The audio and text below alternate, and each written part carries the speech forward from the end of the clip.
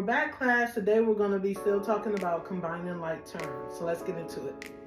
All right, in this problem we have 5x squared plus x plus 7 minus 8x minus 2x squared minus 2 plus 3x. Bear with me. This is going to be more simple than you think. So let's get into it. Grab your notebooks. All right, so let's look at these two combined terms. We have 5x squared and we have 2x squared. What we're going to do is take the 2x squared from the 5x squared, and that'll give us 3x squared. Okay, see how we simply did that? Okay, next we have the x. We have x, we have an 8x here, and we have a 3x right here. Okay? Remember, whatever sign is in the front of the number is attached to that number, okay? So when we combine these like terms, we're going to combine all of these x factors. Okay, so let's take a look at the breakdown. We have 3x plus x, which is equal to 4x. Remember, whenever there's no number in front of a variable, we always assume that there's an imaginary 1 in front of that variable. So in this case, we have 3x plus a 1x, which is giving us 4x, okay?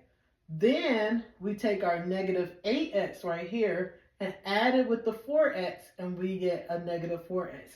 If you're not sure how to add negative numbers, please take a look at my video on adding negative numbers. Okay, back to the problem.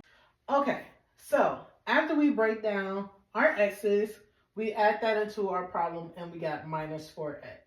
Now we have our actual regular numbers to deal with, right? Our whole numbers. We have a positive 7 and we have a negative 2. So all we have to do for this is just simply say 7 minus 2, which is going to get us 5.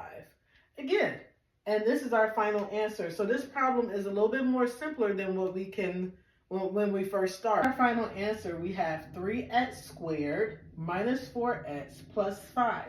Again, we're combining like terms. Anything that is similar, okay, that's what we're combining. Anything that's of likeness. So 5x squared and 2x squared, those are terms that are similar. So we combine those. So in that case, we have 5x squared minus a 2x squared. We got 3x squared.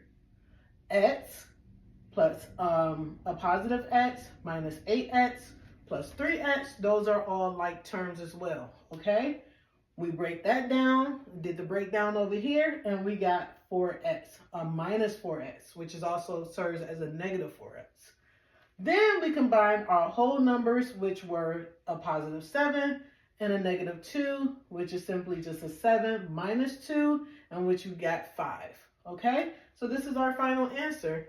If you have any questions, drop a comment below, like the video, share the video, and remember, keep solving, keep shining, and remember Jesus loves you.